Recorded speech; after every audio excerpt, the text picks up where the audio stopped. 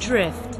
Intentionally causing tires to break the physical laws of adhesion, exhibiting a lateral slip that results in an oversteered condition, testing the limits of man and machine.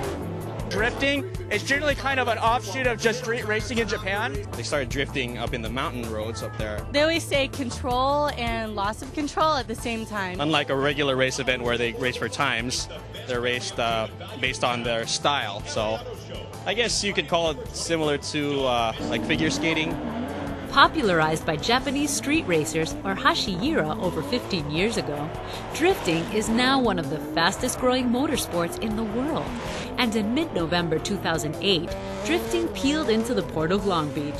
Under skies darkened by devastating wildfires miles away, 32 of the world's best drivers and their fans braved the smoky air to experience the controlled chaos that is drifting. We're here at the Port of Long Beach and we're watching the Red Bull Drifting World Championship. Having here at the Port of Long Beach is kind of cool because you can lay out the track specifically for this type of event. It's one of a kind, you know, it's not on an actual track, it's just purpose built for this event. It's beautiful to see, you know, docks in the background, the Long Beach dockyard in the background. Usually you're at a speedway or something. This port is newly built, and they haven't opened it up for shipping purposes yet. It's really open, there's nothing else around here. I've been to some of the other World Drift events previously, so to be out here, it's so amazing. Yeah, it's a great spot.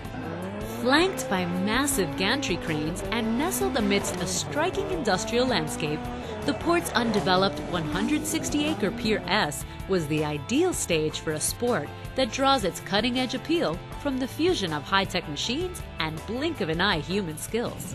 Unlike other motorsports where speed is king, these drivers are also judged on how far they can push their vehicles without losing control. This grace under pressure, choreographed excitement, and roaring sounds mirrors what many heavy equipment operators at the port deal with every day. Drivers must safely weave through a maze of containers and heavy traffic to deliver products on time.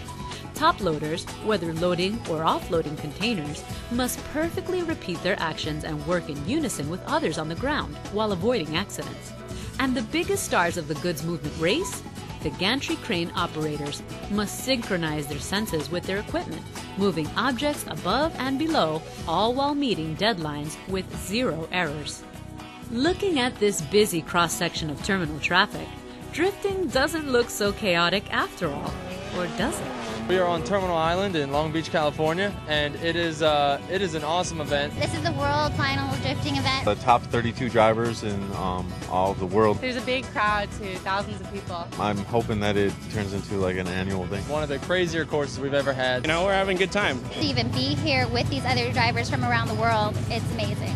With no structures to get in the way on Pier S, track designers came up with one of the most challenging courses the sport has seen. A big, sweeping first turn for high-speed drifting and 5 other challenging turns.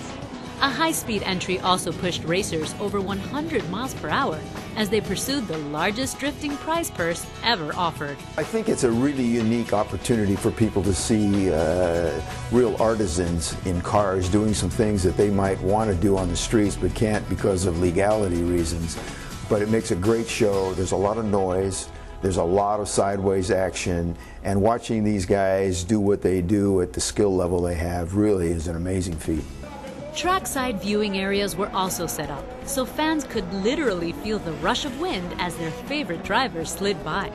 You got 2 cars that are going head to head. They're drifting, they're going through the course, through a series of corners, being as sideways as possible, as fast as possible. It's all about putting on the best show. The more smoke, the more sideways you are, the better. Trying to get as crazy as possible and create, you know, excitement for the fans with speed, angle, smoke. 100 miles an hour these cars are getting up to, and then you throw it sideways. So imagine going down the freeway, you pull the handbrake as hard as you can at 100 miles an hour, and you get that car pitched 90 degrees. Stand on the throttle all the way around that outside corner, and about 20 out of the 32 cars have already buried it into that wall. Drifting has recently found its way into video games and onto the silver screen, and it's also found a home in Long Beach. The highly regarded Toyota Grand Prix of Long Beach has made drifting part of its regular schedule of races. When we originally went out and talked to the drifting folks, we were looking to solicit the kind of audience that typically follows drifting. That is, young people, a lot of Asian Americans and Hispanics. And not only have they come to enjoy the drifting component on the weekend, but all our other fans have found how exciting it is and look forward to having it here every year. Drifting at the Port of Long Beach was a one-time event, since Pier S could be home to container terminal development in the near future. One thing is certain, however, for a time, the port became a one-of-a-kind venue for a unique sport that is sure to grow in popularity. Whether sliding around a corner in a race car or loading a 40-foot container onto a truck, there's a lot going on here. When we come back, we'll witness the unveiling of the world's first electric diesel hybrid tugboat right here at the Port of Long Beach.